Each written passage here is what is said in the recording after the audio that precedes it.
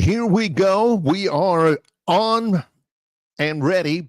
The air is the Budweiser, the Longshore and McKnight in association with Yellowhammer News, presented by Bud Light. We've got a pretty nice little Tuesday yesterday in the world of sports to recap. Quiet day today on the field, on the competitive field. I think that's fair to say. But we've got a lot of preview on that as well. We're on the air live for the next 2 hours. We are on loop for the next 24 hours with this show. And the theme in show number 206 is little Kansas, Carry On My Wayward Son. We have got several things quickly just to catch up on a little bit before we tell you what we've got planned today. Yesterday, NHL Stanley Cup Finals are over. Florida Panthers win it 5-1. Dude for the Panthers scores 4 goals yesterday. Sam Reinhart. Never heard of him before. Sounds like an accountant. Hey, send it over to Reinhart and have him crunch the numbers. But they end up winning the series 4-2. Stanley Cup's over with in mid-June. So there's that. As you probably have seen on our River Region Straw chat line already, Braves win. Walk off. They take it in 10 innings at home against the Mets, 5-4. A run in the bottom of the 10th in Atlanta. And the Braves take the first game against the National League East Division leading New York Mets. That draws the Braves now. Watch out. That draws the Braves to, within 12 games.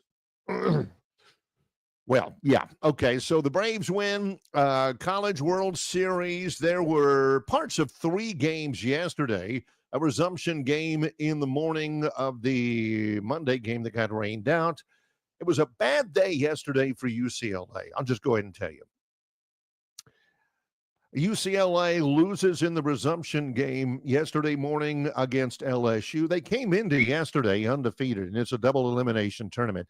Well, UCLA lost twice yesterday. They lose 9-5 to LSU. Oregon State played Louisville in the first scheduled game at 1:00. And Louisville gave up 3 runs in the 9th inning, and it was tied 6-6, but Louisville loads the bases with nobody out in the bottom of the 9th. Sac fly, there you go. Louisville, well, technically not a sac fly because the guy didn't catch it. Louisville 7-6 is the final score, and then UCLA loses last night, too, to Arkansas, 7-3. Both of those games that UCLA lost, you can live with, because they're not as good as LSU. They're not as good as Arkansas. They showed it. They're not a bad team. They're a good team. They played in the College World Series, won a game in the College World Series. But, pitching. LSU, after the rain delay, holds UCLA to just 2 runs the rest of the way, and they hammer UCLA pitching. And then Arkansas, dude for Arkansas,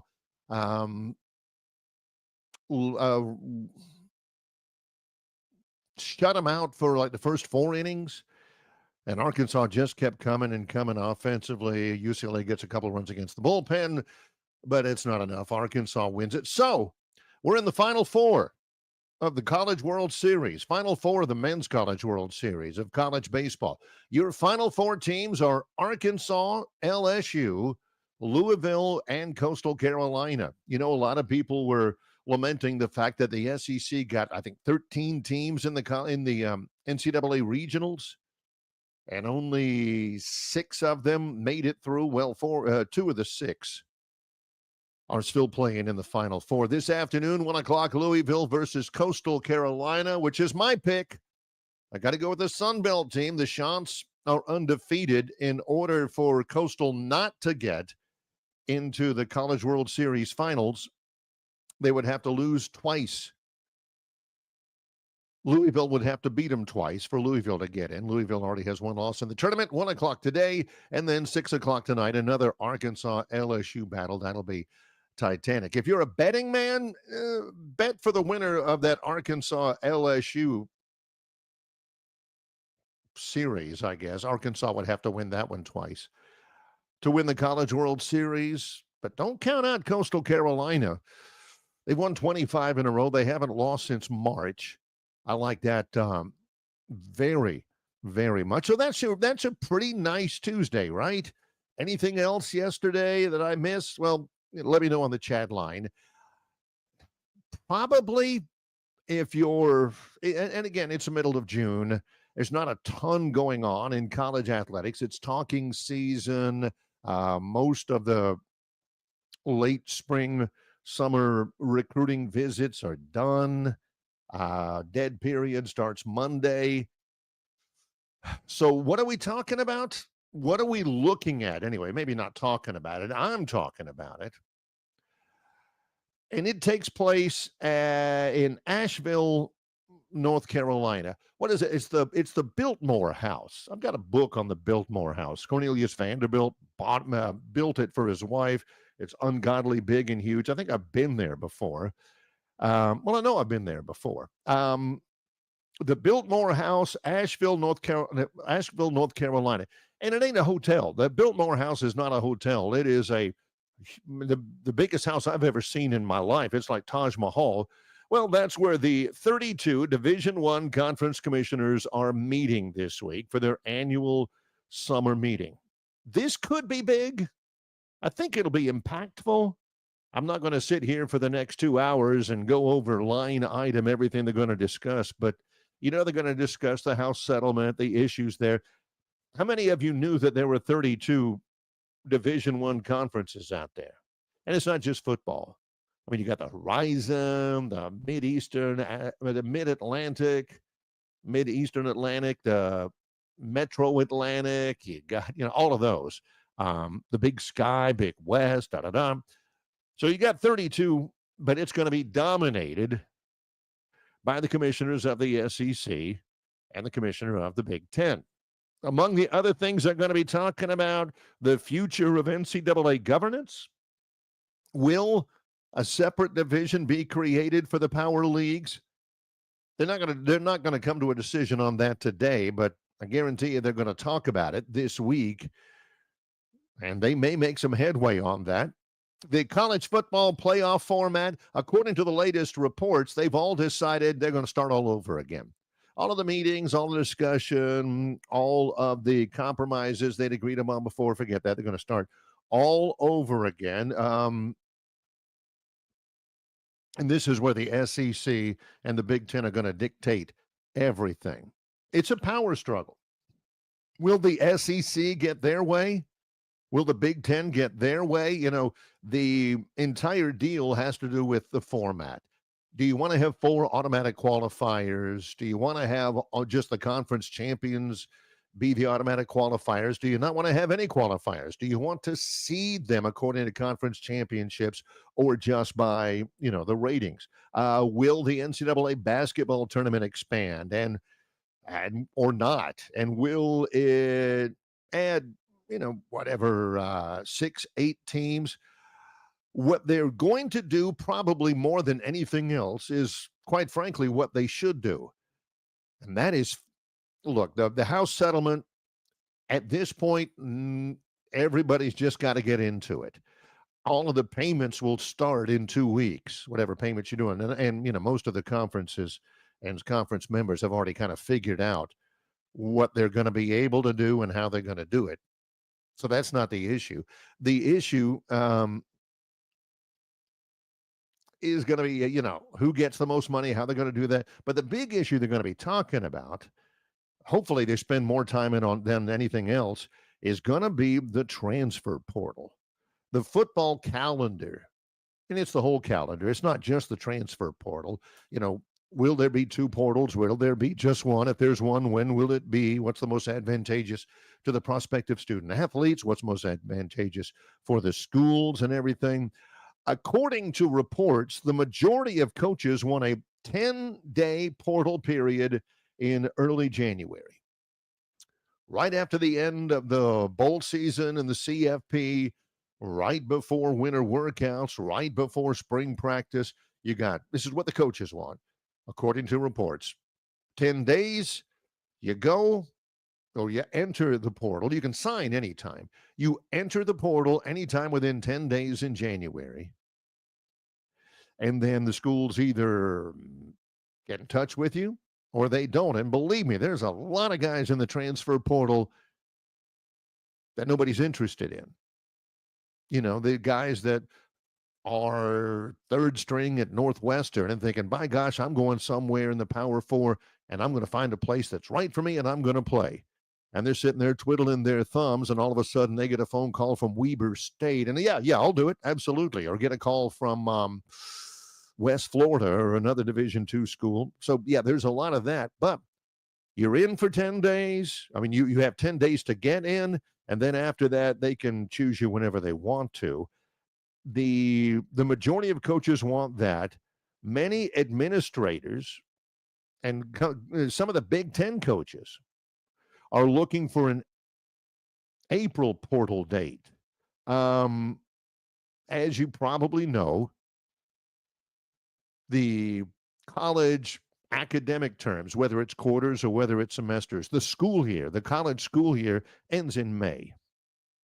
And a lot of the administrators, the pointy heads, the eggheads, the pencil protecting geeks that John talks about, the nerd knockers, they want the transfer portal to align with the academic calendar. Makes sense, right?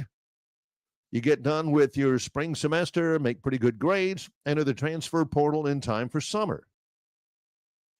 If you have it in mid-January and a school picks you up and immediately or a week later or 2 weeks later, you're already into the winter term, right? How do you enroll then? They want you there in time for spring practice, of course.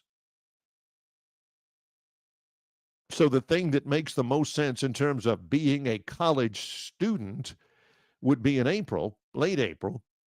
But what would make the most sense in terms of being a college football player or a producer for the television networks to be an actor on that stage is going to be January. So Big Ten coaches want them in April. SEC wants them in January. Most everybody else wants it in January.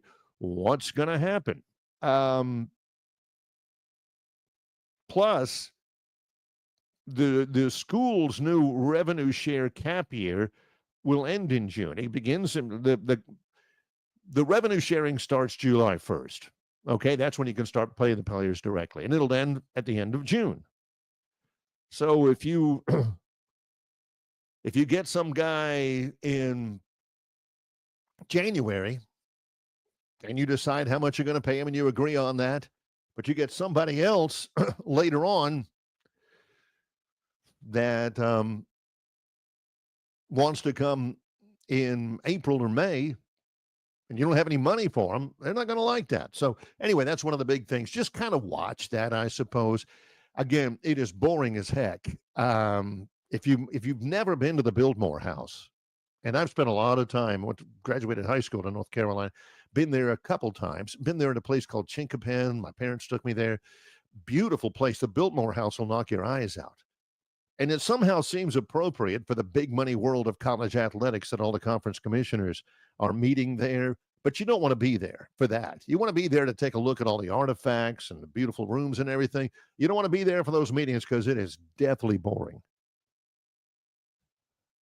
I couldn't imagine. You know, I'm not a meetings guy anyway. Neither is John. But yeah, we're going to see some movement on that. They need to do something about the transfer portal. They already agree on that.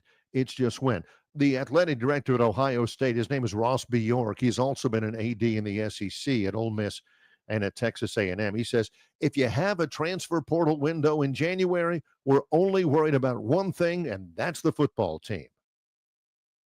You're not worried about basketball transfer portal because basketball will be in the middle of the year, right? You're not worried about the academics of it all. A guy gets snapped up by somebody, transfers to somewhere else, and he's already missed 3-4 weeks of the academic quarter. They're not paying attention to that. I get that. He says, we've got to have everybody there for a second semester because I have to get them in spring ball. If you want to get in there for spring ball, The heck with the classes. You can make up the classes. There's no easy answer to that. Any of your buddies who say, oh, I'll tell you, all you got to do is this. It's simple. It's easy. It ain't easy. It's not easy. They're going to be talking about it, and it's going to be deathly boring. And I doubt seriously they're going to come to a consensus and all that. Well, later on in the program, as a matter of fact, about 15 minutes from now, the voice of the Alabama Crimson Tide, Chris Stewart, will be on the program. Got a lot to talk about with him. Also, C.J. Duncan scheduled coming up at the top of the second hour of our live show from Yellowhammer News, a longtime contributor to this show and contributor to Yellowhammer News, and former Vanderbilt wide receiver, former NFL wide receiver. Always great to talk with him. And a lot of your stuff as well coming up in a little bit. Join us on the chat line. Some pretty good stuff there so far. Brought to you by River Region Straw. Kel Kenny at 669-5959. We're underway. It's the Wednesday show, number 206. Carry on, My Wayward Son. In association with Yellowhammer News, it's Longshore and McKnight, presented by Bud Light. Spring into savings at Stivers Ford in Montgomery, America's best-selling truck, the F-150. You can get every new 2024 at 2.9% APR for 72 months. How about an F-150 Lightning up to $15,000 off plus 0% for 75 months? The ever-popular Ford Bronco Sport as low as $25,990. The Ford Explorer, it started the SUV craze. An all-wheel drive with leather as low as $33,990. That's up to $8,000 off. $15,000 off Ford Expeditions. And what about the Ford Mustang? Starting as low as $29,990. And the all-new Ford Mavericks starting as low as $23,990 and no payment for 90 days. And don't forget about Stivers Ford's mobile service. Get serviced at your home or work anywhere near the River region. It's all at Stivers Ford in Montgomery, where Price sells cars. On the basketball court, the soccer pitch, or even the golf course, your crew brings their best not just for the win, but for that post-game celebration. When victory tastes like Michelob Ultra, it's worth every drop of sweat. And if you don't win, you'll still get the beer. It's just on you. Superior is worth playing for.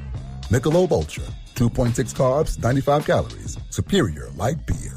Enjoy responsibly. Copyright 2025, Anheuser-Busch Michelob Ultra Light Beer, St. Louis, Missouri. Located just 8 miles north of Alabama's state capital, Capitol Hill features 3 18-hole championship courses. With more than 1,500 acres of golf and nature, the pure magnitude of this facility is amazing and allows each course to be drastically different from the others. Capitol Hill also features an innovative 360-degree driving range, 400 yards in diameter. Capitol Hill offers a fully stocked pro shop with the latest equipment and apparel. Great food and beverages in the clubhouse can be enjoyed both before and after your round. Get your group together and hit the trail. Go to rtjgolf.com/Capitol Hill for tee times and more information.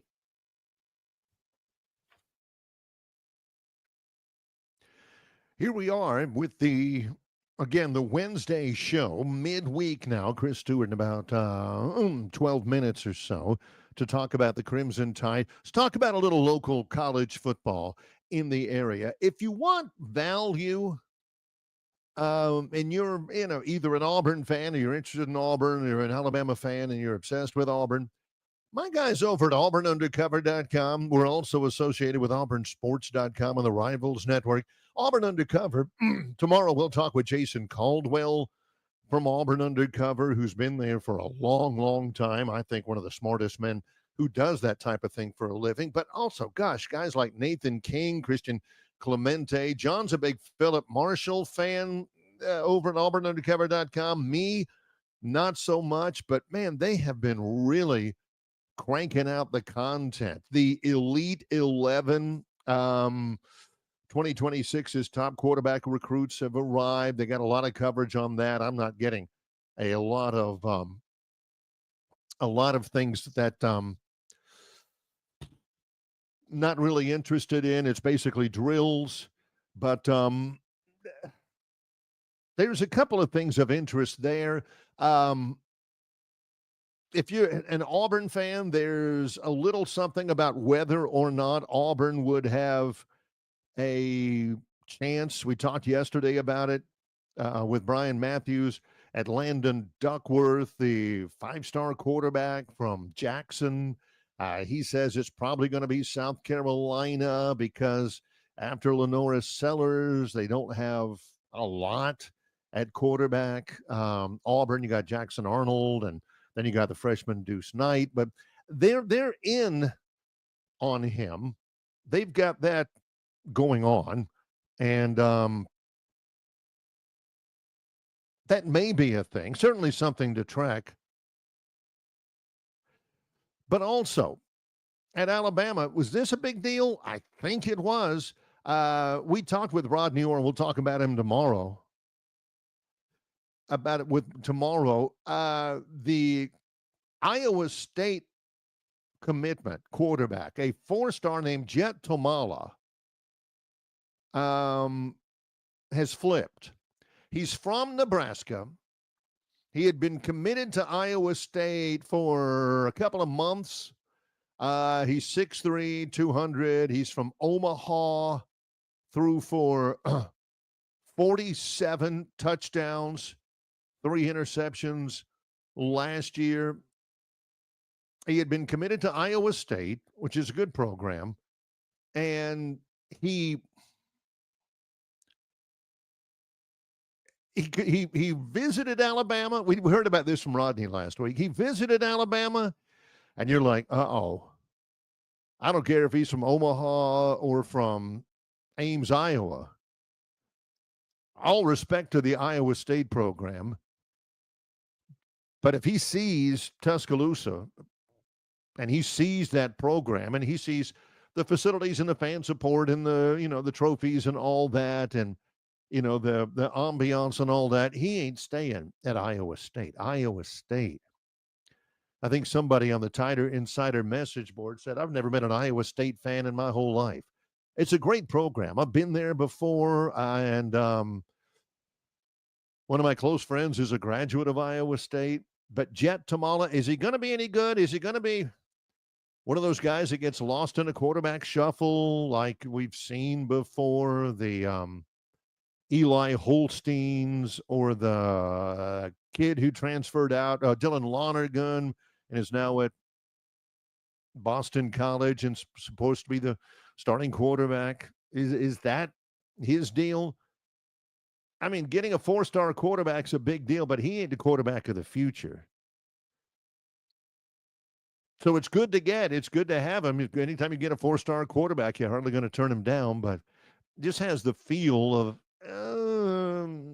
I don't know if he's going to be able to compete for that job. But anyway, not downgrading Iowa State, not downgrading getting a four-star quarterback. But yeah, you knew when he took an official visit to Alabama that Iowa State was not going to look as good. I'm just saying Iowa State may be that guy's best opportunity. Now, again, the question is, why would Longshore think Bama would want a quarterback from a 5-19 program? Yep. Iowa State, in many eyes, will still be a Gene Chizik 5-19 program, but they're pretty good.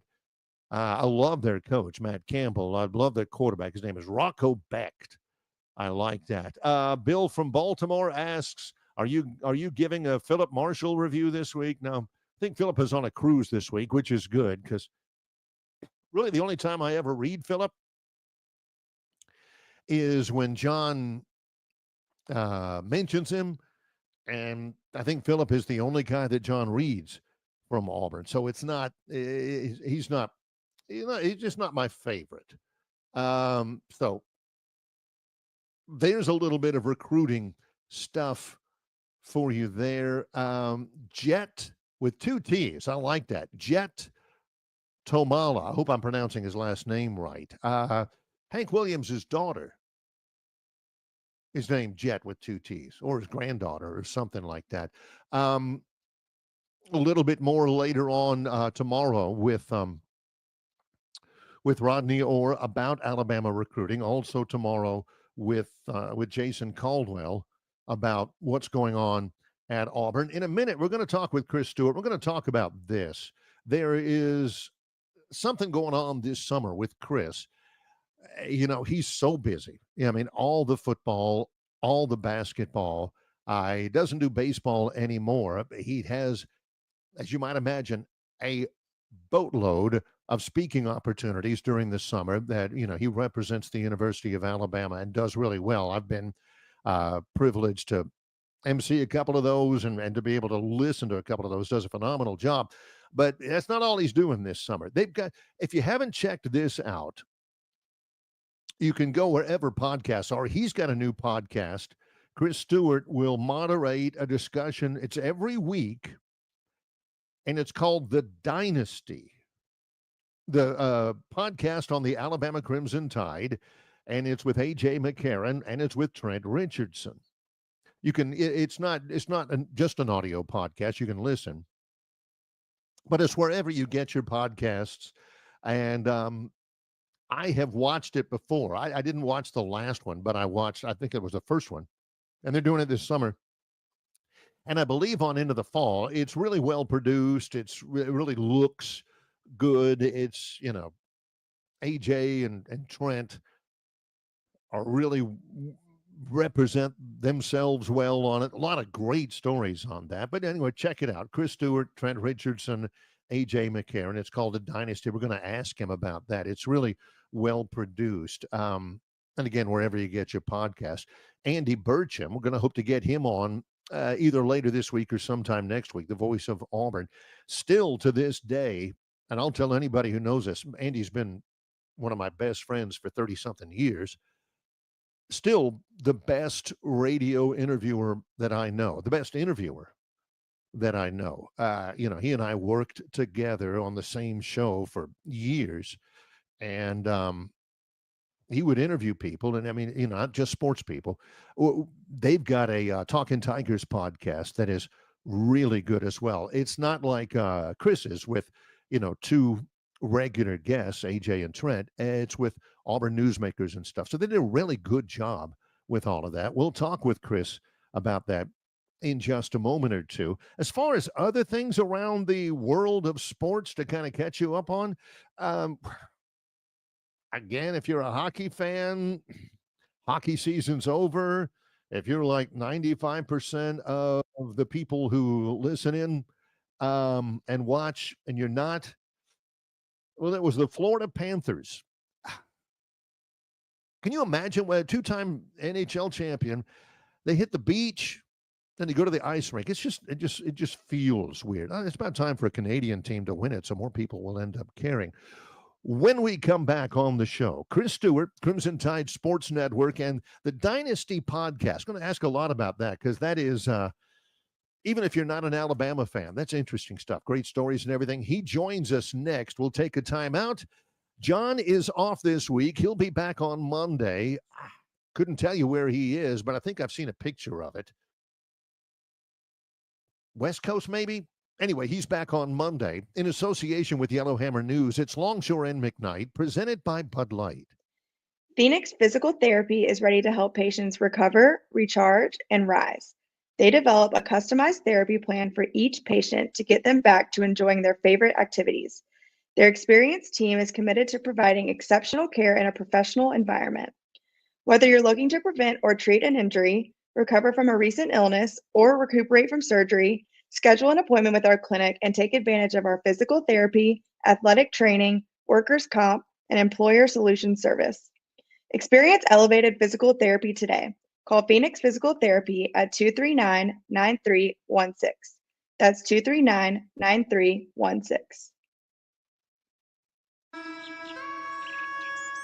The Bush Guide, cold and smooth survival skills. For a successful stint in the great outdoors, pack accordingly. Place heavy essentials near your spine for stability in rough terrain, with light items near the bottom. Now, you may be wondering, where does the Bush Light go? In your stomach. Bush. Head for the mountains. Enjoy responsibly. Copyright 2023 Anheuser-Busch, Busch Light Beer, St. Louis, Missouri. Local banking expertise, the newest innovations and technology, personal attention, genuine hospitality. It's all just part of the Riverbank and Trust difference. They invite you to experience it for yourself. Welcome to Banking Above and Beyond at Riverbank and Trust. Locations throughout the river region, locations throughout the state of Alabama. Riverbank and Trust.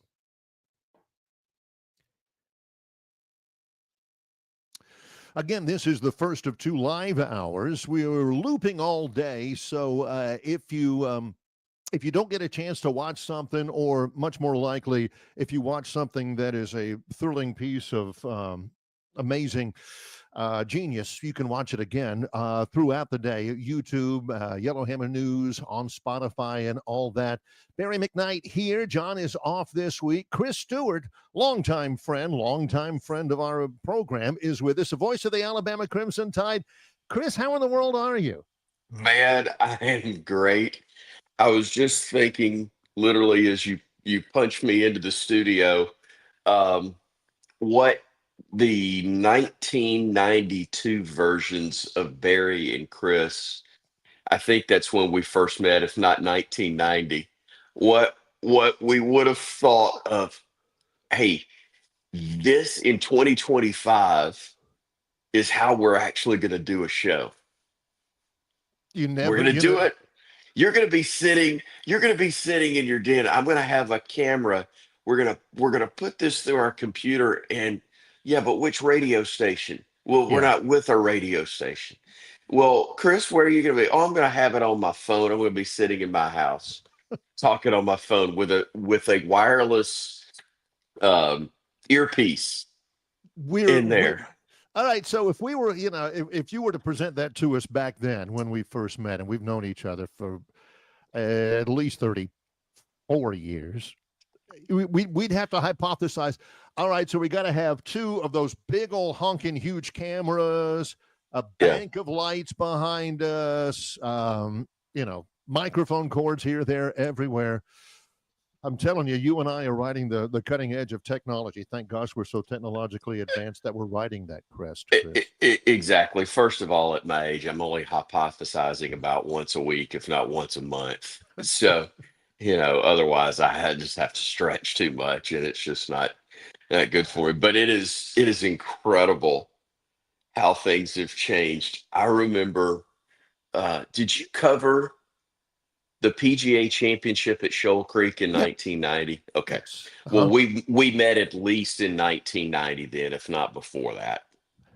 And I was working for a radio station, as you know, that could not be picked up on the front steps of the radio station. If we wanted to expand our broadcast, we opened the door and turned the volume up on the speakers because nobody could hear it actually on the transmitter.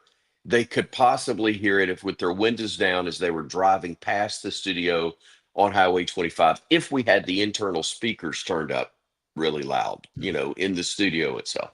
But I'm there covering the PGA Championship on this radio station for WBYE in Calera, Alabama, the Blowtorch. And I remember trying to figure out how to feed the audio back to the station or actually do a phone-in report. And I heard of this thing called alligator clips. Alligator clips. Standard technology at that time, Chris. And I started a debt that I think I still have today to Radio Shack that may not even be in existence anymore, but I think I'm still sending them $1.75 a month, paying on all of my credit card stuff with them. And where I bought these alligator clips and everything that I needed to make that work. And I could sit there in the broadcast or media's room at Shoal Creek and feed the signal. It was crazy. But that's how far back you and I go, more than 35 years now. So if you and I were talking then about, dreams, aspirations, and all that, 30 years later, voice of the Alabama Crimson Tide. Big hat tip to your coffee mug, by the way. I knew you would appreciate it. This yeah. was done intentionally. I know it was. But 30, 35 years later, I mean, Chris, come on, voice of the Alabama Crimson Tide. If you'd have told 1990, Chris, that how much disbelief would there have been from you? Well, in keeping with the coffee mug, I don't want to make a big melange out of this, but first of all, for the audience, Barry and I speak in Andy Griffith code to each other. So just for Fairly things that make constantly. no sense, it's almost constantly. Barry, for both of us, because I know what you meant to Troy, and Troy was huge to me as well in my career. Right. Johnny Williams and Larry Blakeney gave me a couple of opportunities with TV broadcast when Troy was first putting themselves on television that allowed me to get a little bit of exposure in my mid to late 20s that were huge for me at that time, and huge from a professional standpoint. But there's one on a personal standpoint that will always stand out, and that was getting to do the sidelines on an original Sports South. You remember the original Sports I do. South channel? I think they did it in conjunction with Samford, but they bought the airtime, put this game on the air from Samford, where my brother had played in the 70s. My earliest memories as a child were being at games at Samford. So now I'm on the sidelines at like 26, 27 years old. And I'm doing a TV broadcast of Samford and Troy with me on the sidelines.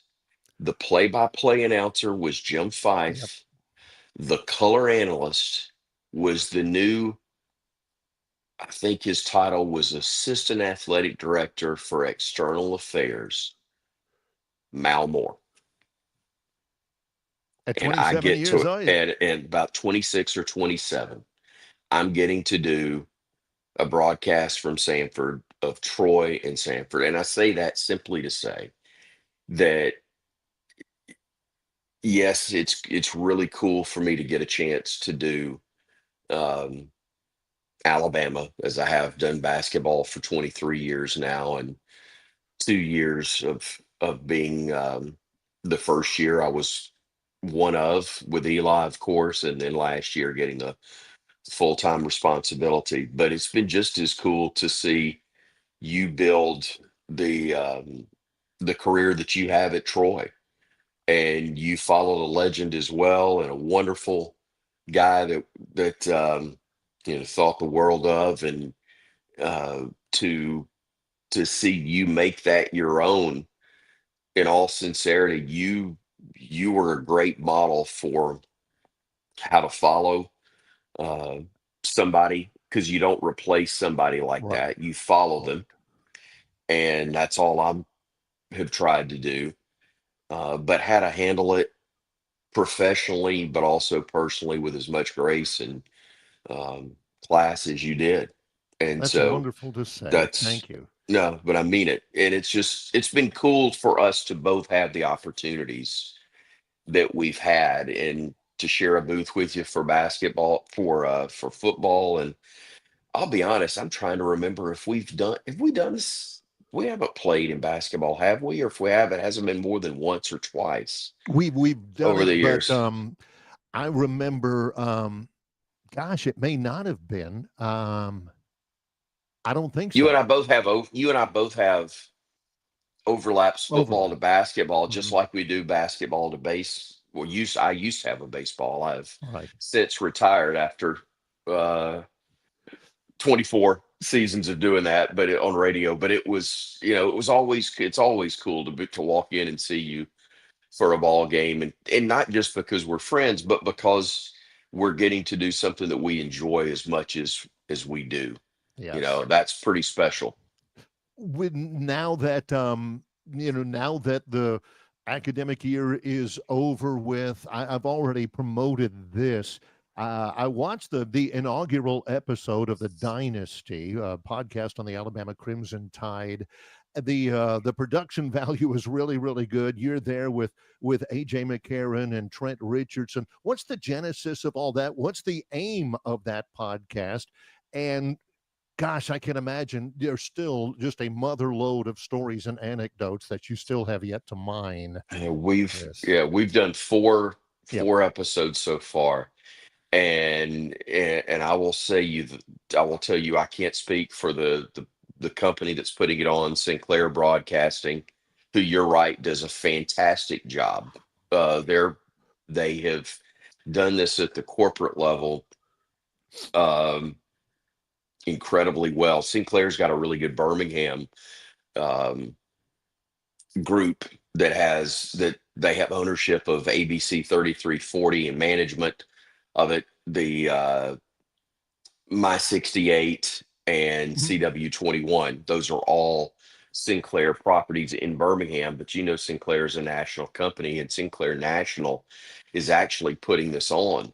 And they launched a podcast with Mark Ingram, Urban Meyer, and Rob Stone a year ago on, covering college football nationally, or sports nationally, primarily, obviously college football.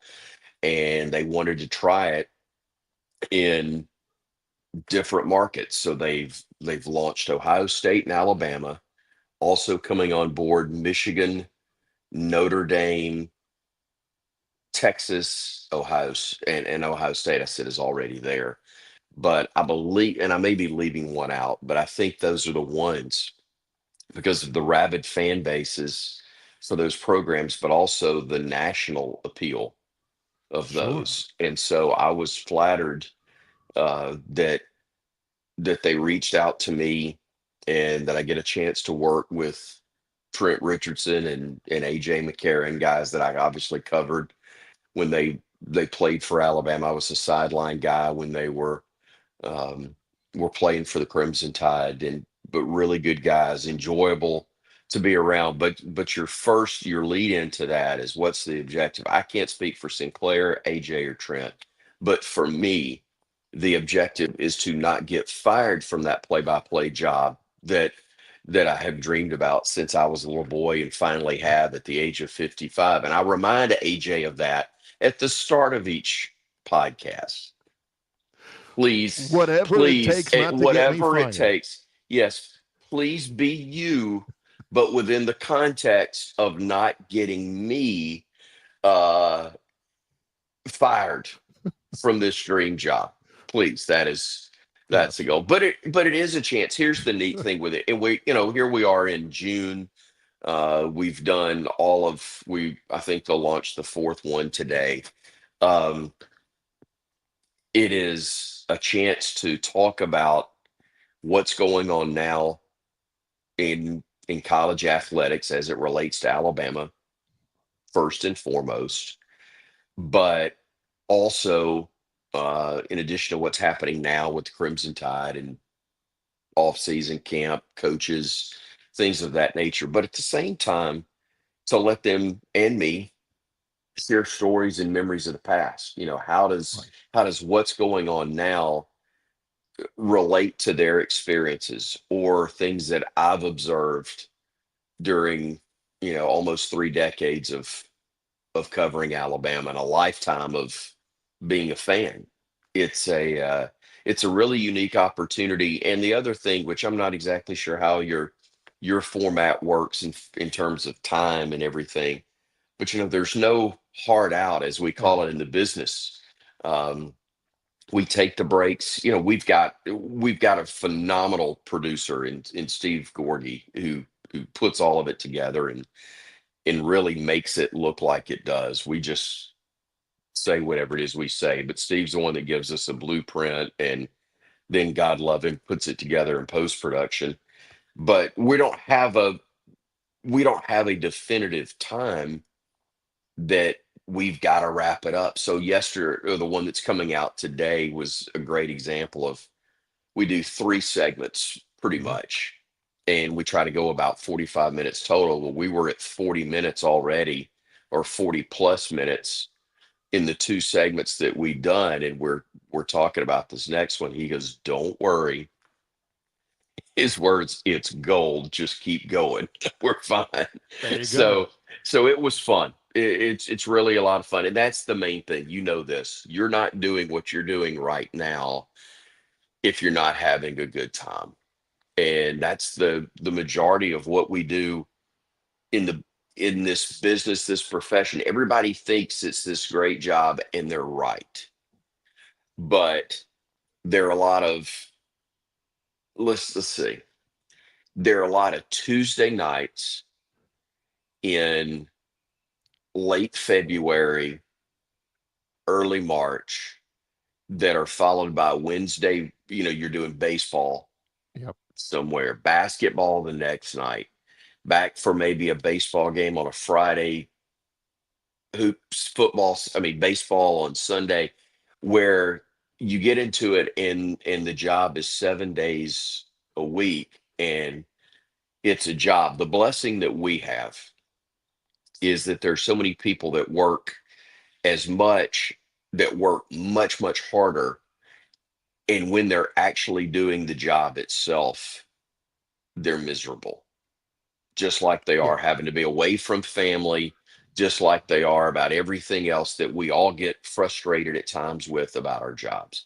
The difference is when we're actually doing the job, we have a blast. Yes. It's so much fun. And that's why we do what we do.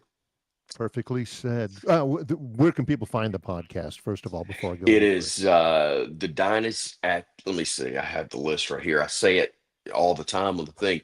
The dynastybama.com is the website that's got a link. The Dynasty Bama at the Dynasty Bama is another place where you can find it. Okay. But also Apple, Spotify, everywhere you get podcasts. Okay. Every platform that you get podcasts, it's the Dynasty Bama.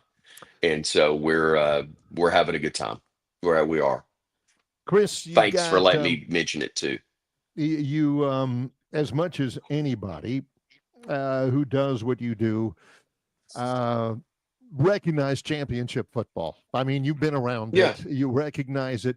Last year, 9-4 with this football team. Championship football, did you recognize the potential for that aspect from what you saw last year, and what are the expectations for that leading into the Florida State game coming up in a couple months? The potential, yes. Yep. The lapses that you cannot have if you're going to have it, though, were the problem. The Georgia game in a nutshell, to me, encapsulated the season. Greatness at its best. Oh, dear Lord, what's happening at its worst? And unfortunately, we saw that throughout the game in Oklahoma. We saw it early against Vanderbilt. And I could go with, obviously flashes of it in the loss that were enough for a loss to Tennessee, and obviously the postseason deal with Michigan there. That's the negative. Okay. The positive is, Barry, we saw it with our own eyes, how difficult it was for Ray Perkins to follow Coach Bryant. We saw, we have seen glimpses throughout our careers in different places where you follow somebody who's highly successful, or even if you're not, it's a challenge. I mean, it's an extreme challenge, because unless it's just terrible where you're coming in, you've got to try to salvage a certain part of your locker room just to try to get through to the next year. I mean, if you're inheriting a place that's a train wreck and it's 0 and whatever, 1 and whatever, you don't really care because they understand this is why they brought you in. You bring in all your people as best you can. That's not what Kalen DeBoer was coming into. He's following a legend who was a play away, amazingly, from playing Kalen DeBoer's team for the national championship. And he's used to winning. Alabama's used to winning. And there were flashes of what both sides were accustomed to. But when you lose what they lost off of that team, when you have the complete upheaval within the coaching staff, you're going to have some things that skip, that don't work right, that don't sound right, that don't mesh, and you hope for the best. I think we're going to look back. I may be dead wrong on this, but whenever the time is done for Kalen DeBoer to be the head football coach at Alabama, which I hope is 25 years from now, I hope, I really believe we're going to see the low watermark was year one, because there's nothing in his history, there's nothing in his resume that indicates he's not going to be better from this point forward. There's nothing to indicate from Alabama's history that unless you have one arm tied behind your back, actually almost two, tied behind your back because of NCAA issues, that Alabama's not going to win. Barry, you know this. Every coach since Bear Bryant answered Mama's call and came back to Tuscaloosa from College Station, every football coach that did see the field for a game won at least 10 games in a season, at least one time. Right. Every coach. Now, I understand we have the potential for a lot more games than what we used to. I get that. I understand it's different from 60s, 70s, even 80s.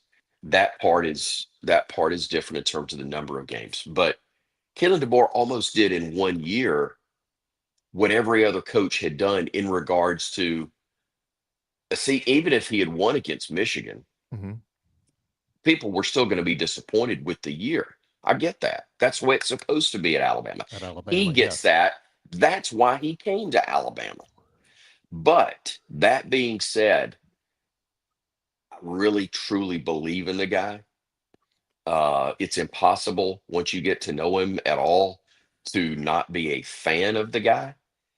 And he's got a lot of people there that either came with him from somewhere else, are brand new to him, or he kept after they had worked or played for Nick Saban, all of whom I know because I've talked with them. Sure. Want this guy to succeed because of his believability and his likability. That's, you don't think somebody's going to succeed just because they're a nice person and you enjoy them. I get that. But when you believe in somebody and what they do and what they've done, and there is a personal factor where this is a guy you really want to succeed because of who he is as a man and how he treats people and the way you believe in the way he goes about his business, which is not a commentary or a knock in any way against anybody else, certainly not the greatest of this era, Nick Saban, who I love and respect and will always say the Mount Rushmore starts with Coach Bryant and him, and I'll let y'all argue the rest. Agreed. I want to see him. It makes you want to go to work every day, whatever connection you have, no matter how close or how far from the program. If you have anything to do with the program, and that includes, I will say, fan base standpoint, you're going to do everything you can to help get in line and keep that train rolling down the tracks the way it has for decades, with only a couple of derailments But it's rolling pretty smooth right now. We need to make sure we're all helping to keep that thing going at the pace and the direction it is. There we go. Chris, before we let you go, can you hold up that coffee cup one more time? I got to screenshot it so I know what to order on Amazon. I need to find that for you is what I need to, because I've had this. This was, if you know, this I think was a Cracker Barrel purchase about 30 years ago. Yeah, I get that. I get that. I definitely, And I'm yes, gonna I have to, do have the Andy Griffith one as well. I have no doubt. Excuse me, Andy Taylor. Yes, Let me be there we clear. go. Chris Stewart, voice of the Alabama Crimson Tide, always a pleasure. Thanks so much. We're going to have to do it again soon. Anytime. Love you, respect you, and thrilled you and John are doing this. And please tell him hello if he ever bothers to come back to work. I appreciate it. Thanks so much. Right back at you. Chris Stewart, voice of the Alabama Crimson Tide, joins us here on the show. Taking a break. When we come back, C.J. Duncan, Yellowhammer News, former Vanderbilt wide receiver, coming up. Chris appears from the Crimson Tide Sports Network, and again later on today, maybe later this morning, the latest release number 4 of the Dynasty podcast on the Alabama Crimson Tide with A.J. McCarron, Trent Richardson. Back in a moment in association with Yellowhammer News. It's Longshore and McKnight, presented by Bud Light. Dixie Electric Plumbing and Air rallies for you. No matter the problem, Dixie will tackle it. They're licensed and trusted electricians, plumbers, air and garage door technicians are ready to win for you. From toilets to garbage disposals, circuit breakers to HVAC systems, Dixie never fumbles. Don't throw away your hard-earned money on second-string contracting companies. Score big with Dixie. After all, they are your biggest fan. Visit calldixie.com or dial them up locally at 262-2946. It doesn't matter if you're running drills at the park, playing pickup on a Saturday, or sinking the final putt. When you compete with your friends with Michelob Ultra on the line, competition isn't that friendly. The trash talk, next level. And the stakes, oh, those are crystal clear. With only 95 calories and superior smooth taste, it's the ultimate trophy. Superior is worth playing for. Michelob Ultra, superior light beer. Enjoy responsibly. Copyright 2025, Anheuser-Busch Michelob Ultra Light Beer, St. Louis, Missouri. All guests of Longshore McKnight appear on the City of Montgomery guest hotline. Check out the most interesting and informed personalities in sports covering Auburn, Alabama, Troy, ASU, and all the major teams from across the country. John and Barry have the best guests brought to you by the City of Montgomery. To find out everything you need to know that is going on in the capital city, check out montgomeryal.gov. That's montgomeryal.gov, the capital of dreams.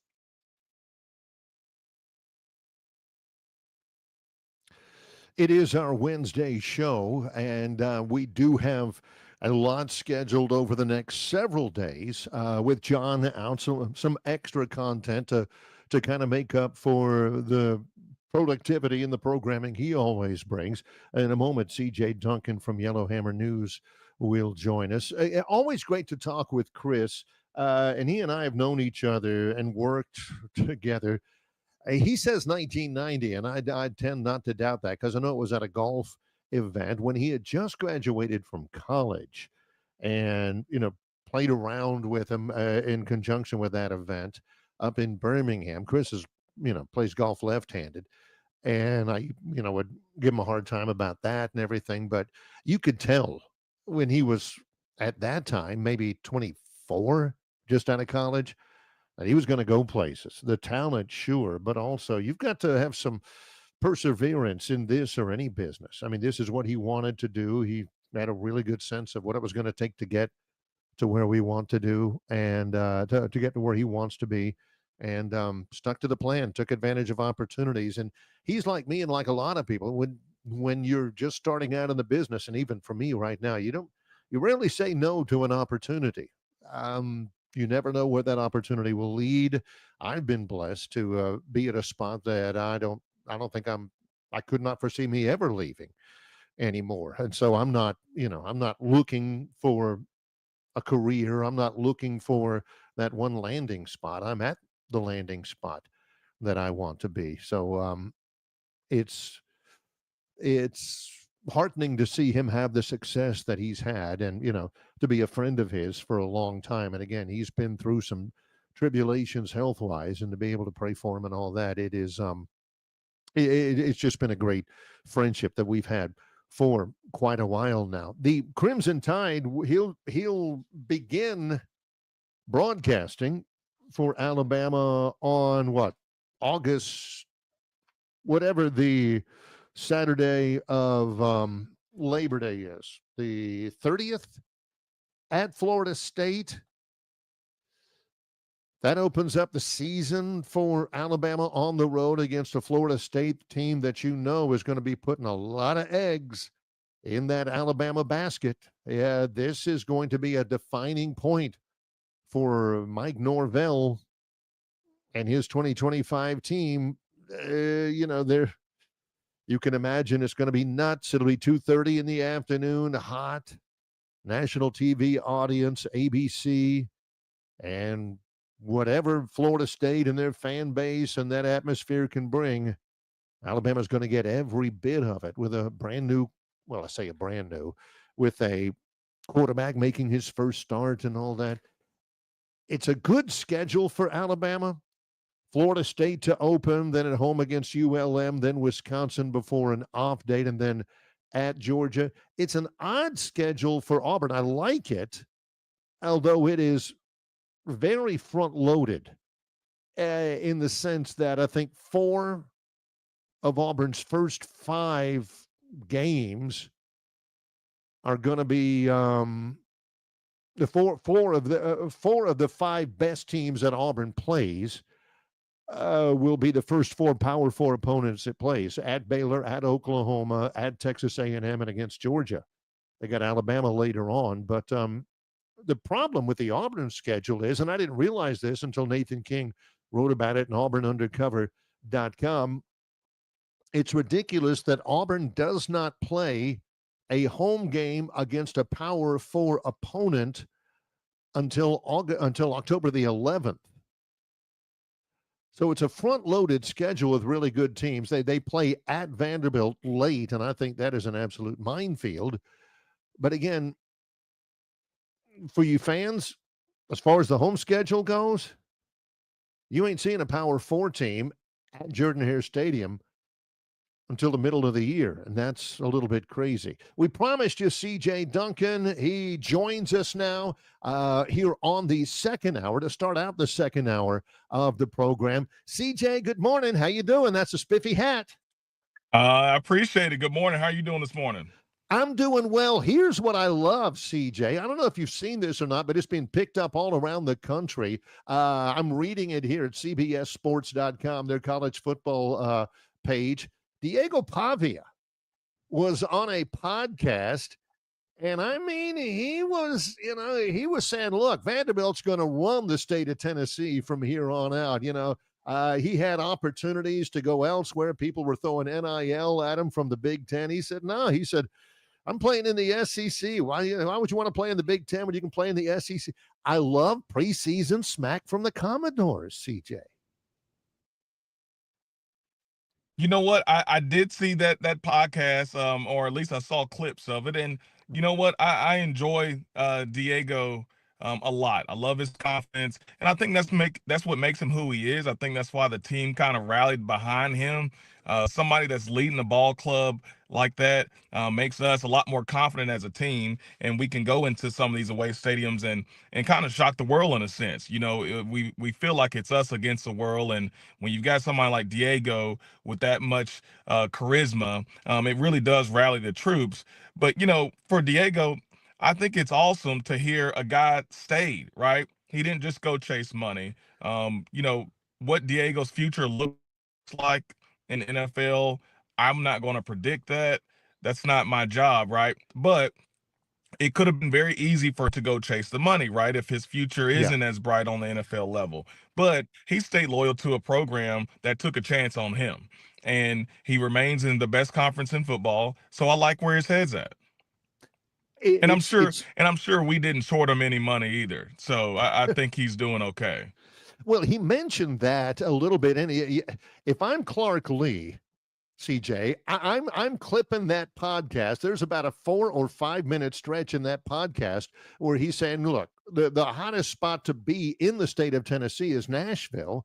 It's a growth area. It's Mhm. hip. It's happening and all that. And if you're Nashville, I mean, Vanderbilt's the team in Nashville, and we got great academics. He's saying all this. We've got really, really Mhm. strong NIL, to your point. So why not Vanderbilt? Why can't we run this state and this league? That's the best Vanderbilt recruiting pitch I've heard in years, CJ. And it's that, not just his production on the field Yeah, and his leadership on the field, but it's also Mhm. he's a guy that even when he's gone wants to have left his imprint as the program ascends. Absolutely. I think somebody like him, he should do his best to play at the next level, work hard to do so. And, whenever his career is done, he's been such a promoter for the school, and such a positive light for the school. I'm sure he'll have a job at Vanderbilt whenever he wants it. But to your point, I think that we haven't heard things like this out of the Vanderbilt program since Coach Franklin was there. Honestly, Coach Mhm. Franklin used to talk about, the conference, the city, and the school kind of thing. That was his thing, and he said this is a 40-year plan and not a 4-year plan. And that was kind of his recruiting pitch when I was coming through. And so it's really nice to hear someone else, in this new generation, kind of seeing the same things that we saw, seeing the vision that we saw almost 8-10 years ago now at this point. Well, this I'm trying to think of the right word. It's not synergy. The alignment at Vanderbilt, I think, is Hmm. better than it's been, maybe even before Coach Franklin. With the academic side of things, with the university chancellor, university president, with the athletic director. Made a bowl game last year, first time in 6 years. Both basketball programs made the NCAA tournament. Baseball team won the SEC. There was a piece, and I didn't mean for all this to be totally Vanderbilt centric, but I mean, your No, all points are good. well Yeah, made. Yeah, I'm sure you don't mind.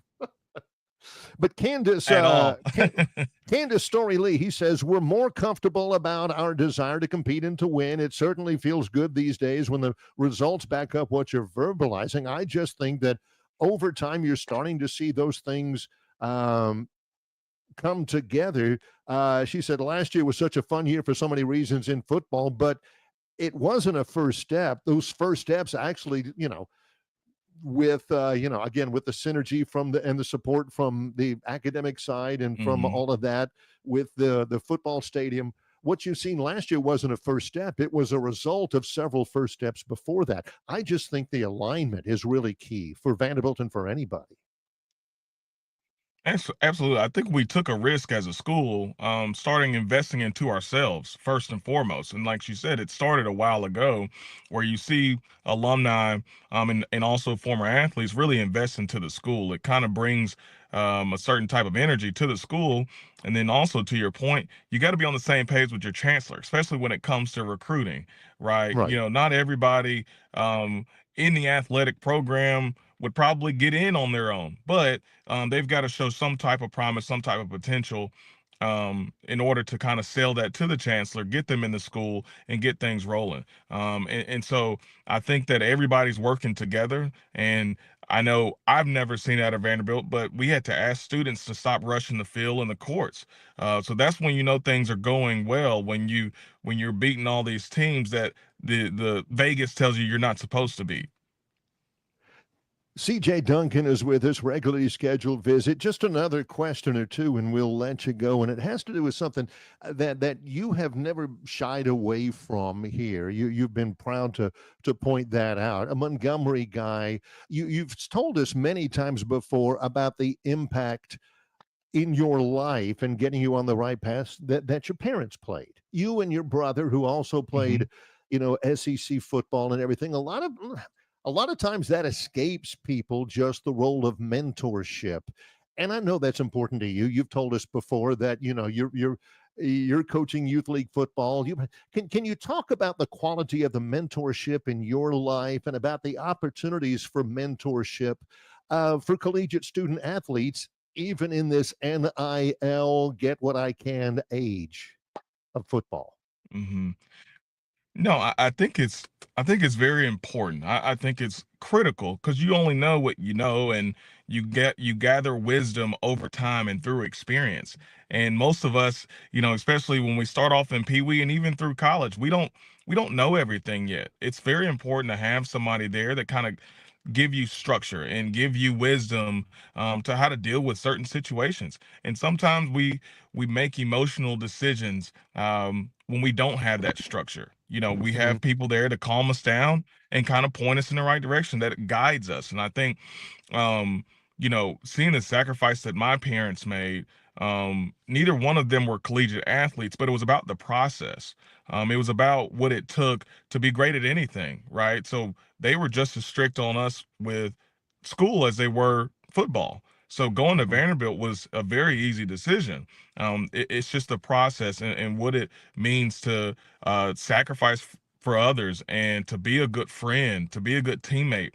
All those things matter. And if you want a certain result, there has to be a certain level of work that has to be put in, and preparation has to be put in prior to getting that result, right? And also our faith, right? Those are all things that were just constantly pushed on us, and to a point where it became just second nature. It was instinct. This is just what we knew. This is what we were accustomed to. And even when I got to college, I tear an Achilles, and one of the worst days of my life, but I knew how to deal with it, right? I knew how to deal with it because I had already been preparing my whole life for that moment, right? Whether it was good or bad, I knew how to handle the moment because of the mentorship of my parents and other great men and women that have been in my life. And to this day, I'm in the political world, and I still have people that I consider mentors. I reach out to people. I try to be as humble as I can and understand that, like, hey, I'm not the smartest in the room, but one day if I take the right steps, I can check off the boxes to a lot of goals that I have. That's well said. CJ Duncan, always we appreciate the time and the insight. Love the hat. Love the opportunity to visit with you. Thank you so much for the time. Thank you. I really appreciate it. I look forward to talking to y'all next week. Great stuff. CJ Duncan, I actually, I prepare. I've got my notepad and everything, and I was jotting down things to talk with CJ about because I knew he was scheduled as always on Wednesday. And yesterday there was a commentary from Diego Pavia that I had to ask him about because I think that is great. I think that's necessary for Vanderbilt to keep on the upward track is to have somebody out there say, "Look, we expect success. We're going to have success." And also the comments that I saw yesterday from the athletic director, Candace Story Lee, talking about how, it's not a flash in the pan year this year, and they've had a lot of success in a lot of different sports. It's been the result of preparation and a plan and all that. So I asked him that, but I did have on my sheet to ask him about mentorship because I do believe that for somebody like him who has a lot of natural positive traits that have been nursed along and developed with great parenting, great experiences for somebody who's also in on a great track in his career and being highly productive in his career. A lot of those lessons that you learn from your parents, from your mentors, are also reinforced with his experience in college football, the ability to work on a team, the ability to sacrifice for the good of the team, the ability to set goals and all of that. I do think that there's so much value in collegiate athletics above and beyond NIL money or house settlement money or whatever awards that you win. It's good stuff. CJ Duncan joins us. When we come back, a little bit more about the world of sports around us, get a little look here and there at what's on the River Region Straw chat line. Load that up with us. A lot of good stuff so far. And coming up, as always, our fabled Gurn Jr. Victoryland 777 Topic Wheel as we roll on into our second hour of the show. John's off this week. He'll be back on Monday. In association with Yellowhammer News, it's Longshore and McKnight, presented by Bud Light. Why Hands? At Hands Heating and Air, you get this area's highest ranked service provider with 24-hour repair service, no overtime charges, and their same-day service guarantee. Plus, instead of other companies' 30-day repair warranty, Hands gives you a 3-year repair warranty. Hands Heating and Air is here for you 24/7, 365. And service is not just something they do, it's their way of operating, for you in mind. All of Hands employees are trained to adhere to this standard. They work hard to ensure that this standard is maintained, and they are constantly looking for new ways to better serve you. Call Hands Heating and Air today at 508-5382. That's 508-5382, or find them on the web at 834hands.com. All right, man, grab a Budweiser and take a knee. It is the best time of the year. It's baseball season. That means sunshine. It means behind-the-back peanut tosses.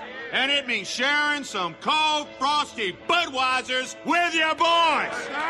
Because there's nothing more American than watching America's game with America's beer.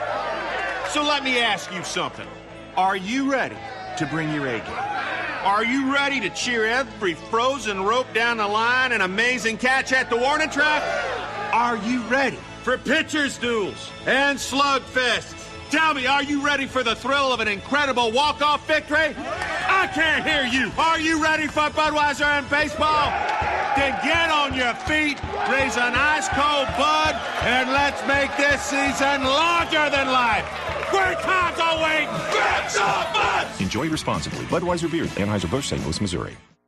Known by avid golfers as one of the most beautiful and challenging stops on the Robert Trent Jones Golf Trail, Cambrian Ridge in Greenville lies just 40 miles from Montgomery. It is well worth the ride for any golfer looking for 27 holes of jaw-dropping golf. The greens have been redesigned to accommodate the higher green speeds associated with their installation of the latest generation of ultra-dwarf Bermuda grass.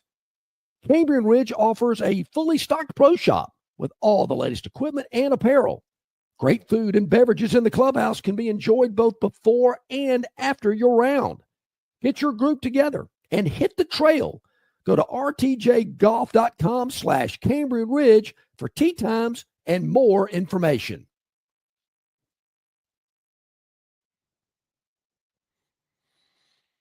Presented by Bud Light in association with Yellowhammer News. It's Longshore and McKnight. Without the Longshore today, I'm here in my home studio in Troy with, again, not the biggest day in sports going on today. Yesterday, pretty doggone good day. I thought so. 2.5 College World Series games. Yes, please. NHL Stanley Cup Finals. I'm not going to front to you and say I was hanging on, every puck or whatever, but I see Florida has repeated in the Stanley Cup. Not sure that's good for hockey because nobody in Miami really cares about hockey except for the snowbirds and the tourists and stuff like that. It would have been better for hockey if Edmonton had won it, but it's not going to happen. Major League Baseball, Braves walk-off win over the Mets. Will that turn the season around? No, it won't. It won't. I'm not. It's not like I'm down on the Braves. I'm just trying to be real here. Run in the bottom of the 10th. Braves walk off the Mets. 5-4 is the final score. Mets are still in first place. They play again tonight at 6:15. Chris Sale, the reigning National League Cy Young Award winner, has been pitching great. But he's only 4-4 because his team doesn't score for him. His ERA is like 2.7 something. Braves and the Mets. Braves, with the win last night, are now only 7 games under 500. So that's where they are. And they are, 71 games in? It very likely not only is where they are, but it's very likely It looks like it's who they are right now. Again, playing tonight in Atlanta, game 2, 6:15. Couple of things from the chat line. I've shared a few of them overall. Terrence, who's I believe a South Florida native, Florida Panthers back-to-back Stanley Cup champions. And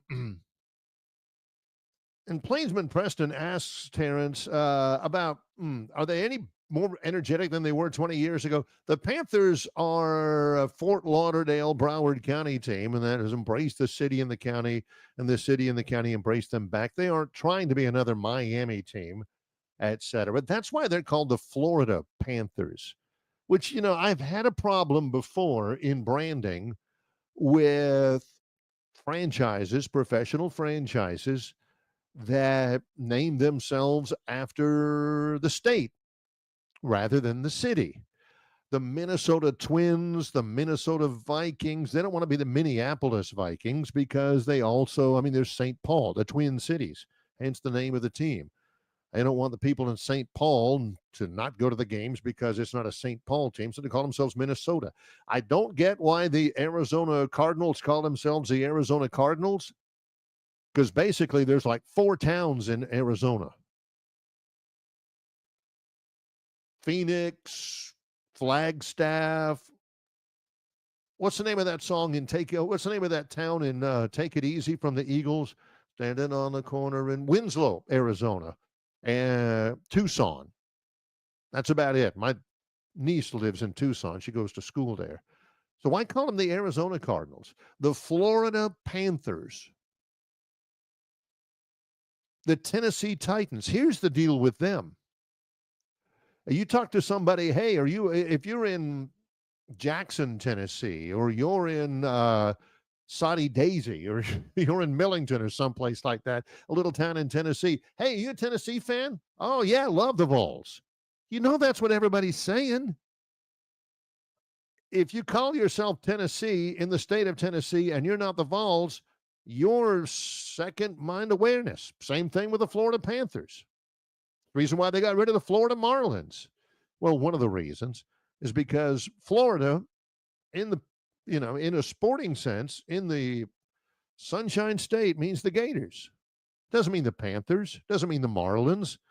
And when the Marlins got out of whatever it was, Joe Robbie Stadium, which is Fort Lauderdale-ish, and went to downtown Miami, they call themselves the Miami Marlins because that's where they are now. Terrence is right. The Florida Panthers, what is it, Terrence? They play in Sunrise, Florida? It's not Miami. They don't want to be Miami. They don't want to be just Miami. They want to draw Fort Lauderdale and Sunrise and West Palm Beach and all that. Yeah, so I do have a problem with that myself. Yeah, Yuma, Arizona. So that's on the River Region Straw chat line. Yeah, Plainsman Preston says, hey, was something said about a 3-hour show? Yeah, Curtis was talking about that. Chris Stewart's doing a podcast these days called Dynasty. And I've watched the first one. The 4th in the series, and it comes out every week, will be released today, any moment now, as a matter of fact. And it's really well done. It's really well produced. He mentioned what a great producer he's got. We've got one too.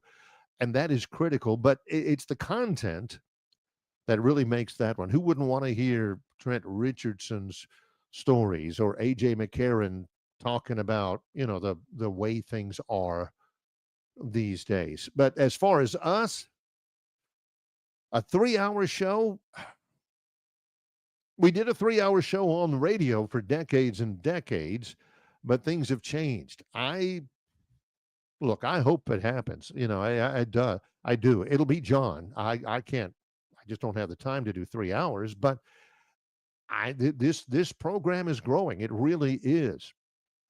Yesterday, I did the show by myself. I say by myself. Gurn Jr. was shoulder to shoulder with me, and we had guests a little bit later on. Warren Matthews will kind of serve as a guest host for a couple of segments later on this week with John being gone. But even with largely me I mean, our views were off the charts. I mean, we had thousands of views on the program. So it's grown, and it needs to continue to grow. That's the best way to get it to 3 hours. But yeah, 3 hours, maybe 2 hours, me and John, 1 hour with John or something like that. We'll see. But yeah, it's trending that way, if I can say that. It's trending towards that regard. The Plainsman Preston says, I don't want to hear AJ. He's have to bust out crying like Bob from Pike Road. Plainsman Preston, God love him. We do not have a more loyal listener, viewer, chatter than Plainsman Preston. Man, he provides content more than you'll know. And hey, keep it up. We love that. Also, touching on things going on in the world of sports before we head into the Victoryland 777 topic wheel. We mentioned that there's a big meeting today that I believe it starts today. They may just be gathering today in Asheville, North Carolina, which is one of the prettiest places on the face of the planet. I've been there many times before. I spend at least one visit a year in Boone, which is not too terribly far away. But Asheville is going on. They want to keep it secret because you don't want a ton of people coming in. But, I mean, Asheville's got everything you want, including the Biltmore House. I've got a book about it. My wife's got it on her chest of drawers back there. But, I mean, the Biltmore House, I didn't realize that they hosted like events. I just thought it was a tourist place. But yeah, they are hosting all 32 conference commissioners. And no, don't ask me to name the 32. Division One. It's not. We're not talking we're not talking about Division Two, Division Three. We're not talking about the Gulf Coast League or anything like that. Nothing wrong with that. Love me some Huntington. Love me some University of Tampa. And I mean, goodness gracious, big fans of those. But 32 conference commissioners are meeting in at the Biltmore House in Asheville. A lot of things they're talking about, hey, what's the best, trading ideas on how to handle the house settlement money, what to do there. They're going to be talking about the college football playoff. I'm not sure they're talking about moving the format larger, 16 teams or whatever, as much as they're talking about who gets to go. That's going to be the number one thing. How many automatic qualifiers? Is it limited to conference champions that's seeded or whatever?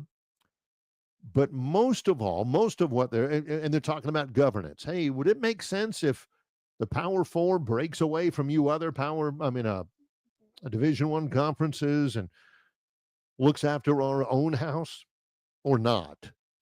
But also they're talking about transfer portal, which is it's not as easy as a lot of people think it is to get the transfer portal right.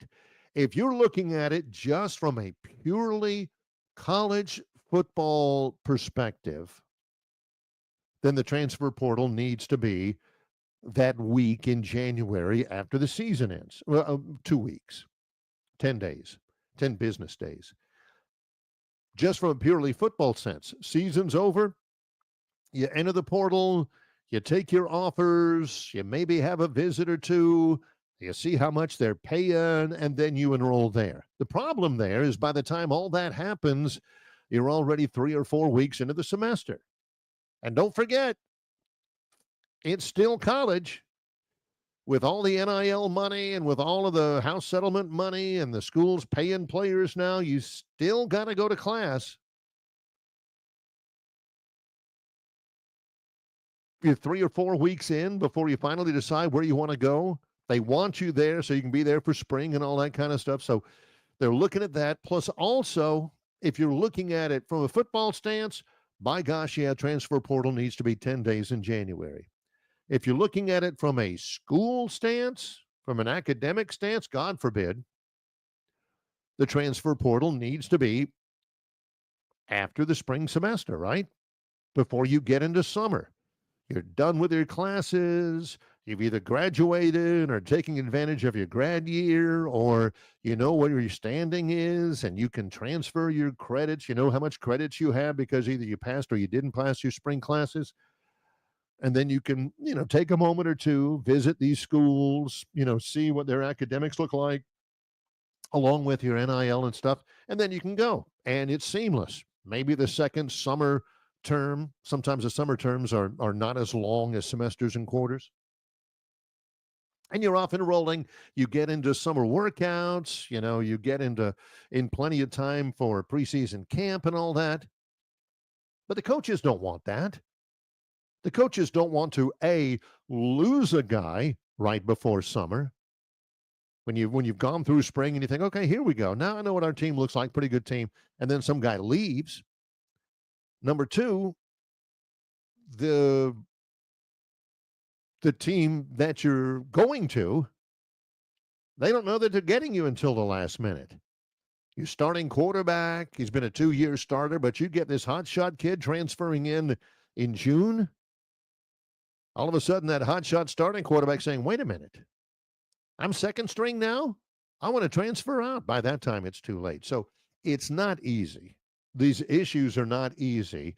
And like most bureaucracies, I don't expect any movement on it anytime really quick. I'm not even sure anything happens substantively at the conclusion of these meetings and stuff. But they are going on, and there will be news coming out of it. And basically, if I can put it as simply as I can, 32 conference commissioners in one big building for a week, they don't matter. 2 conference commissioners do. Greg Sankey and Tony Petitti, SEC and Big Ten. What they want, they're going to get. The problem there is they don't want the same stuff. It's a power struggle. The SEC has a little bit more leverage right now, but believe me, the Big Ten can make their feelings known for sure. It's going to be interesting to see, because that's all that it is. That's the main value is all of it, is who's going to come out with the most juice out of these meetings, the SEC or the Big Ten, because there need to be substantive decisions made still, even with the House settlement a part of the college landscape. But who gets to make those decisions? Who gets to influence those decisions the most? Will it be the SEC or will they be the Big Ten? All apologies to the ACC and the Big 12 and whatever. But these are the two that are going to shape the college athletics landscape now for years to come, and it ain't going to be anybody else. When we come back, often imitated, never duplicated, the Gurn Jr. Victoryland 777 Topic Wheel. We've got 6, and we're going to knock out 1, 2, 3 when we return. I'm Barry McKnight in association with Yellowhammer News. It's Longshore and McKnight, presented by Bud Light. Marguerite's Exquisite Jewelry, Pepper Tree Center next to Chappie's Deli in Montgomery, Alabama. Marianne is with us from Marguerite's. Marianne, here we are in the middle of summer. I know a lot of people like to spend summertime kind of cleaning things out and getting things out of their house. Marguerite's is a perfect place for those people who want to sell their jewelry or at least, maybe their silver or their platinum or something like that. You guys can take care of that at Marguerite's. Am I right? Most definitely. You can get a little extra vacation cash or just a little fun money to go along, because the cost of gold is up now, like record highs. So take advantage of that. Come into Marguerite's, and if you're not sure if it is gold, platinum, or silver or not, just come in. We are happy to look at it. There's no charge. There's no obligation. Just bring in your precious metals, and we can tell you, we test it and let you know. We weigh it. We give you an amount. So, I mean, again, like broken chains or random like cluster ring that you're not the biggest fan of, just bring it in. We'll take it and give you a value. And we give you times and a half if you decide to use it as in-store credit. So if you find something pretty while we're weighing or testing your jewelry, then guess what? You've got way more going towards it than you have before. I can imagine that some people kind of put that type of thing off or are a little bit intimidated because they don't really know what to do. They don't have a friend in the jewelry business. And I've always said at Marguerite, you always have a friend in the jewelry business. The process is painless, and you're ensured that you're going to get the top dollar for the value of your piece, right? Most definitely. We update our market and metal values daily. We will weigh it 100% honest. There's no appointment needed. That's a question that I get asked a lot too. So you don't have to call ahead. You don't have to make an appointment. We're open 7 days a week in Peppertree. You just have to come through the door, and there'll always be somebody with a smile to help you sort your jewelry and get the amount that you're due. Yeah, it's going to be so much fun later on that when you've gone through that process and you smile at yourself when you're at the beach or you're on vacation somewhere with that extra cash and say, boy, I'm glad I left that up to the professionals at Marguerite's Exquisite Jewelry. What's their first step, Marianne? Just walk through? Exactly. Just walk through the door. Bring your stuff. Again, if you're not sure if it's costume, no worries. We'll take it from there. Marguerite's Exquisite Jewelry. You've got a friend in the jewelry business. Peppertree Center next to Chappie's Deli on Vaughn Road in Montgomery, Alabama. Marianne, always a pleasure. Thanks for the time. Thanks. Marianne's great. So's the whole staff at Marguerite's Exquisite Jewelry at Peppertree Center in Montgomery. It's the Wednesday show. Tomorrow we'll visit with Jason Caldwell, auburnundercover.com, Rodney Orr, TiderInsider.com. Got a couple of other special guests we've got on the hook. I've got to get some final confirmation before I get them to Gurin, and Gurin, seals the deal for us, Gurin Jr. So we've got a lot extra. Friday we'll be live at Stivers Chrysler Dodge Jeep Ram, Cobbs Ford Road in Prattville. Hopefully Warren Matthews will be able to join us to start off that program remotely. And several guests on the Friday show we're looking forward to as well. So big plans for the rest of the week. It's hump day. We're almost through it.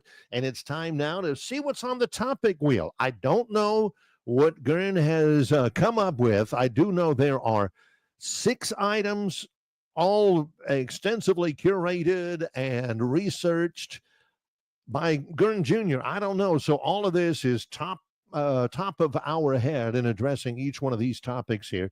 Let's get it going on the Victoryland 777 topic wheel. Victoryland 777 Casino, exit 22 off I-85 in Shorter, Alabama. And we stop on lame ducks.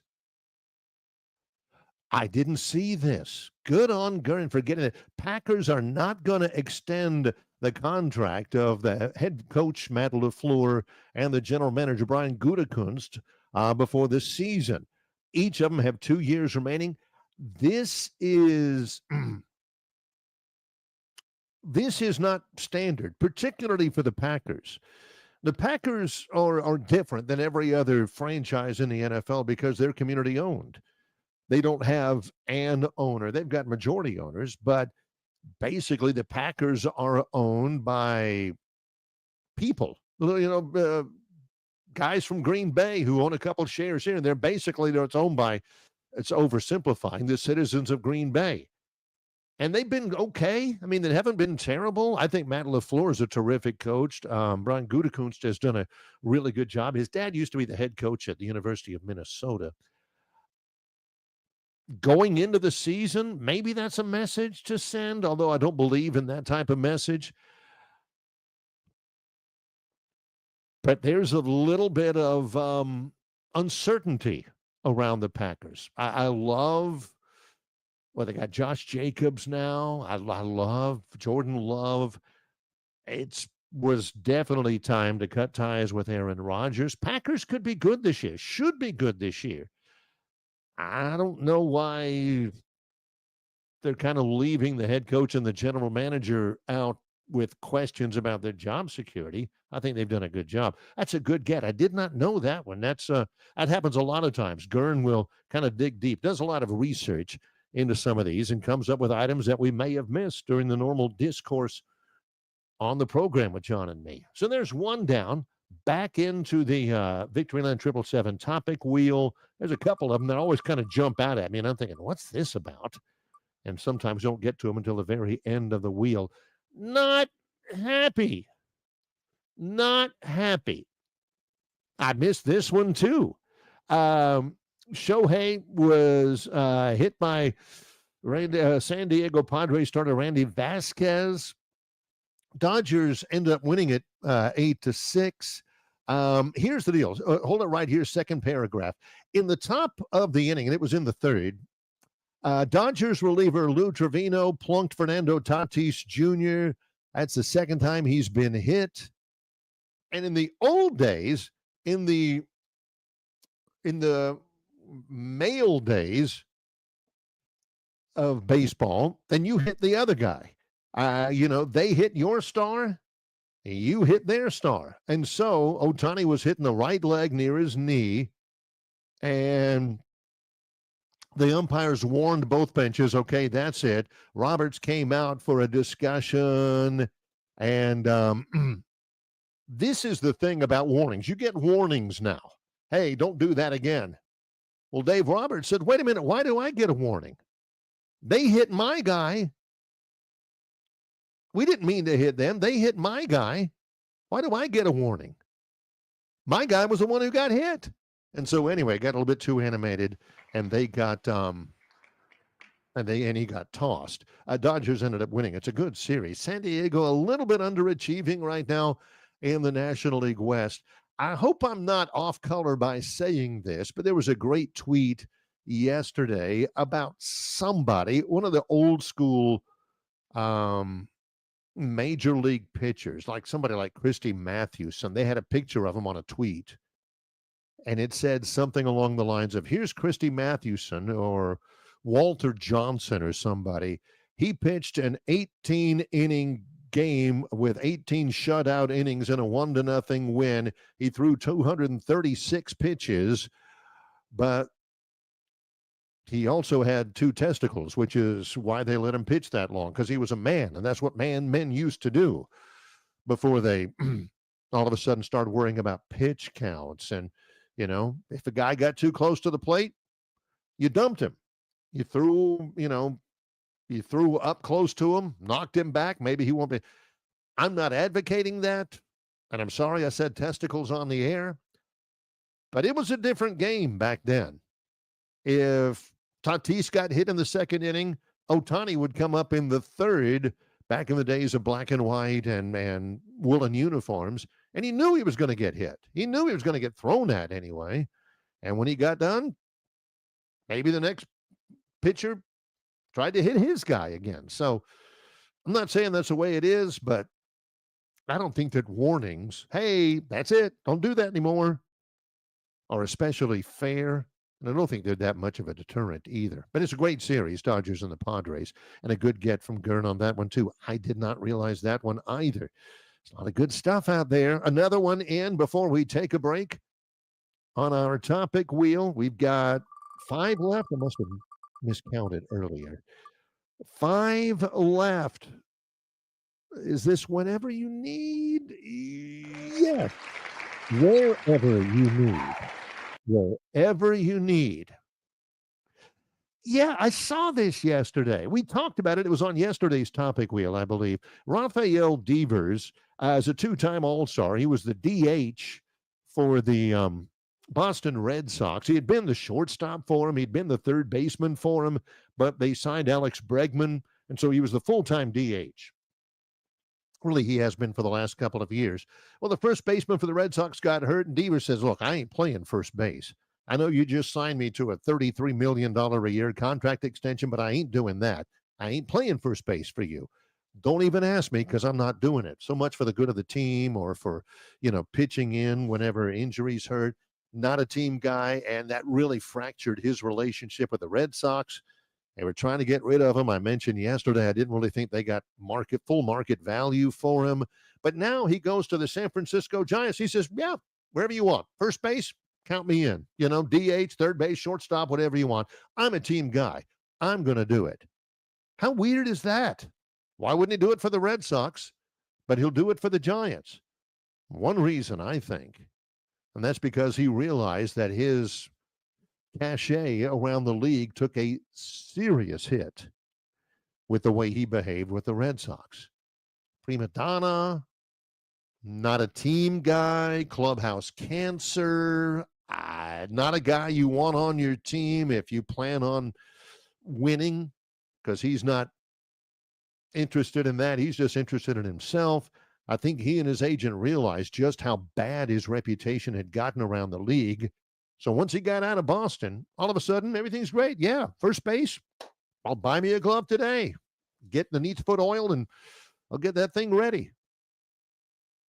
It's just a weird deal because he absolutely refused to do it for the Red Sox, and that's the reason why they traded one of the best hitters in the American League. So just really weird. Yeah, whatever, wherever you want. That's a good title for that one. Let's take a break. When we come back, more from the Victoryland 777 Topic Wheel to wrap up our Hump Day Wednesday show in association with Yellowhammer News. It's Longshore and McKnight, presented by Bud Light. Ford announces employee pricing on every new 24 and most new 25 Fords, and only at Stivers Ford in Montgomery, up to $5,000 below employee pricing, plus no payments for 90 days. From America, for America, at Stivers Ford in Montgomery, home of America's best-selling truck for nearly 50 years in a row, the F-150, with hundreds to choose from. The Ford Escape, the Ford Edge, and the Ford Bronco, all priced at thousands below invoice. And pack up the crew in a Ford Expedition or a Ford Explorer for the beach, the lake, or the big game. It's all at Stivers Ford in Montgomery, where price sells cars.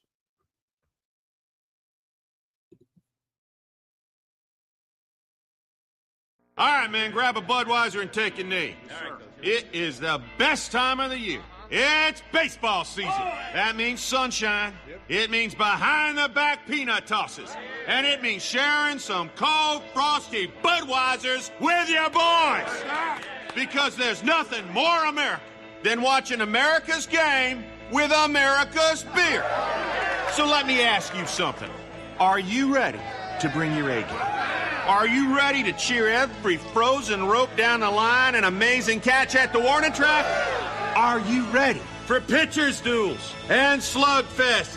Tell me, are you ready for the thrill of an incredible walk-off victory? I can't hear you. Are you ready for Budweiser and baseball?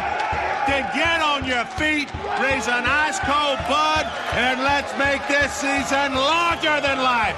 Great times are waiting. Grab some Bud! Enjoy responsibly. Budweiser Beer, Anheuser-Busch, St. Louis, Missouri. Don't miss your chance to win big at Victoryland Casino. Play the latest, hottest, most exciting games around with fun bonuses and big jackpots. Don't miss out on your free play. Stop by Player Rewards today and check out this month's exciting free play promotions. Come see why our players keep coming back. You'll have more fun at Victoryland Casino, where you can be a winner too. Victoryland Casino, located off I-85 exit 22, Shorter, Alabama. Must be 21 or older. It's Longshore and McKnight. Without the Longshore for this week, John's back on Monday. I'm Barry McKnight, home studio here.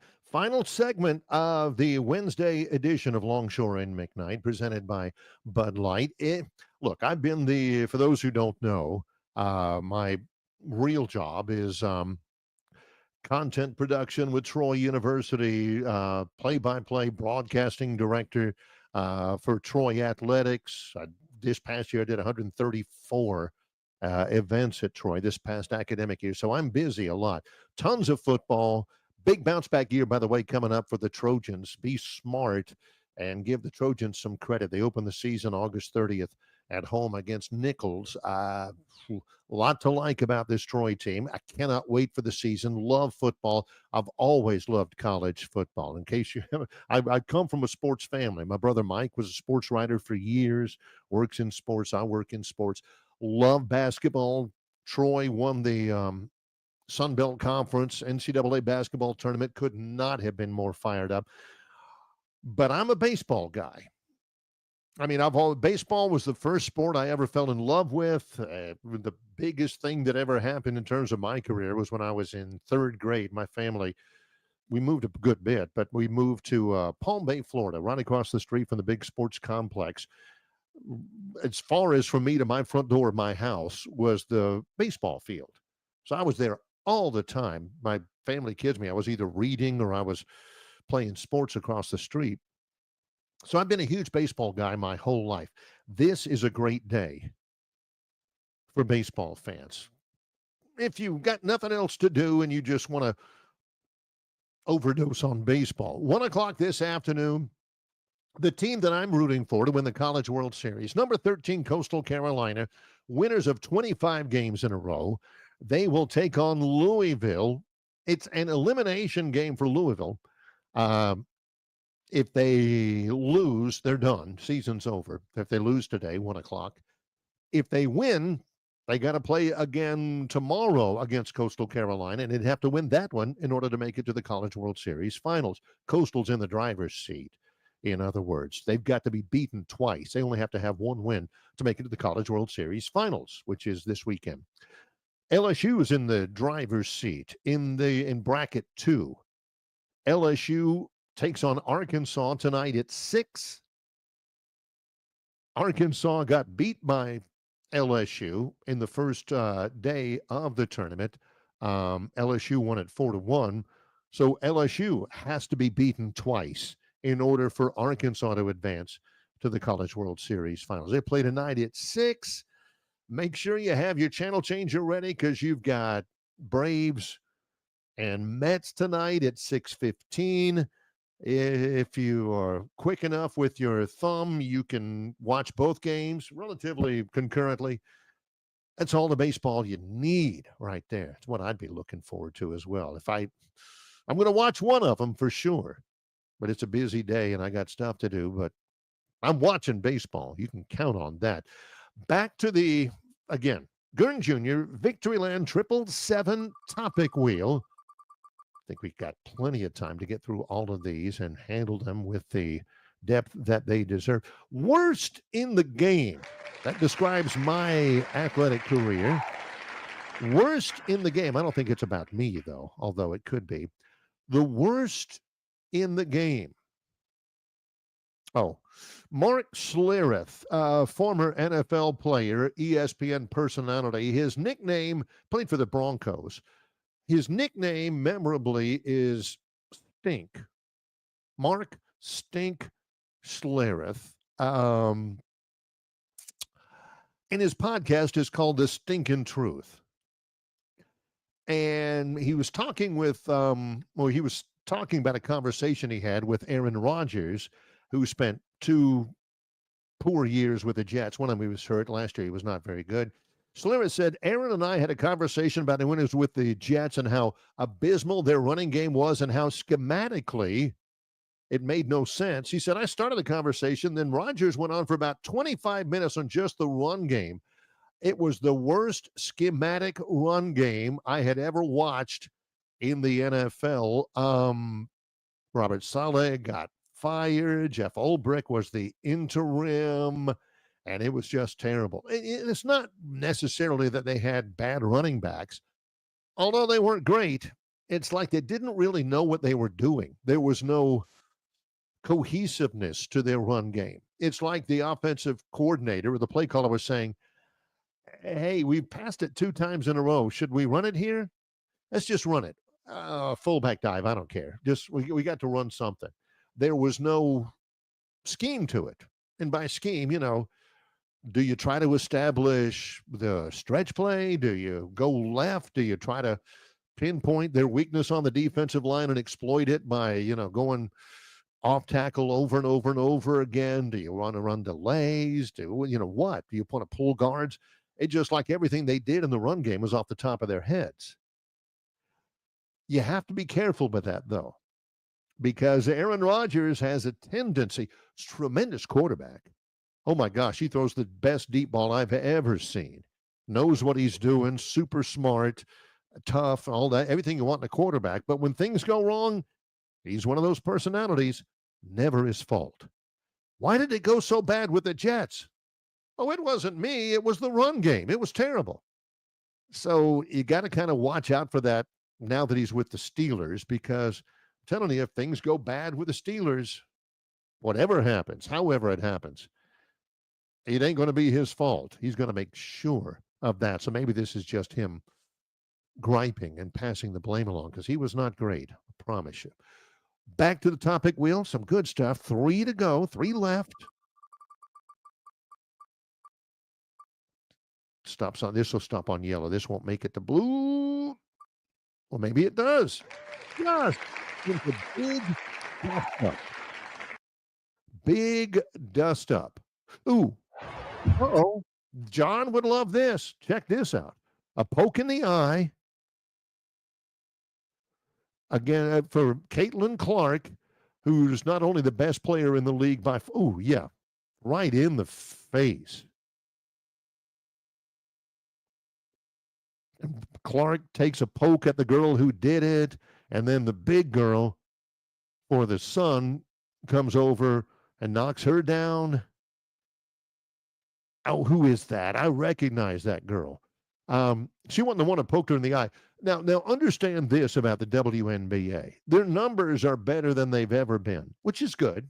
Their ratings.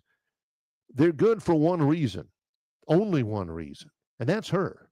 There are great players in that league, but on television, the nation is yawning except for Caitlin Clark. She takes a finger in the eye. She misses time. She has already missed some time this year because of injury. And the ratings go absolutely in the tank. Nobody cares about it except for Caitlin Clark. So what you don't want to have happen, A, you don't want your absolute bona fide star player getting a finger in the eye and missing time. But you also don't want to have the opposing team knocking her to the ground, pushing her, starting a fight with her. You got to protect the cash cow on that. So another good get from Gurn Jr. Caitlin Clark gets shoved down over there. I don't care if she pulled a gun on somebody. You can't mess with her. Otherwise, all of a sudden, some of those players are back to selling insurance or working in the Parks and Recreation Department or something. Let's go back to the topic wheel again. 2 left with time to get them in. Let's see. On the Brink, which was a great book by the late, great John Feinstein. There's nothing called Season on the Brink from 1980-something, the Bobby Knight thing. Jalen Williams. Yeah, we talked about this a little bit yesterday. They didn't play last night, so this is still applicable.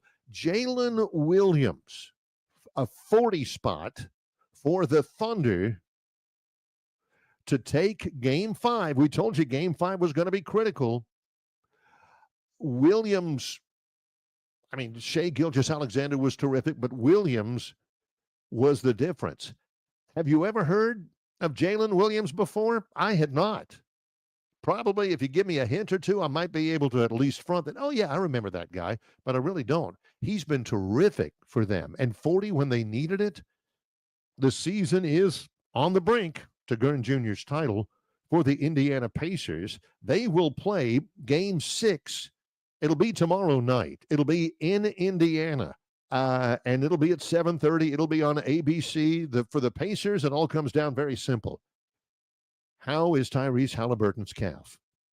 He hurt it 2 games ago, played in Game 5, didn't do squat, didn't get a bucket, ended up with 4 points, He was less than 100%.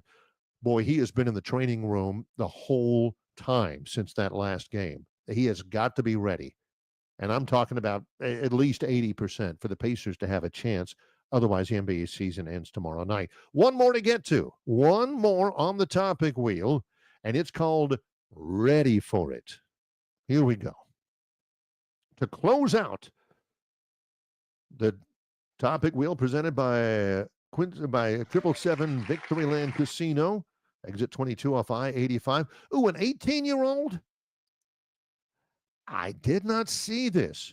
Fairfield, Alabama, which is suburban Birmingham or Metro Birmingham. It's the hometown of Willie Mays. 18-year-old Brandon Moss, who just graduated from high school, is running for mayor. How about Brandon Moss? He says, I am ready to take on this challenge. Age doesn't guarantee wisdom or innovation. It'll take a team of good people to accomplish good things. Fairfield, about 9,500 people in suburban Birmingham.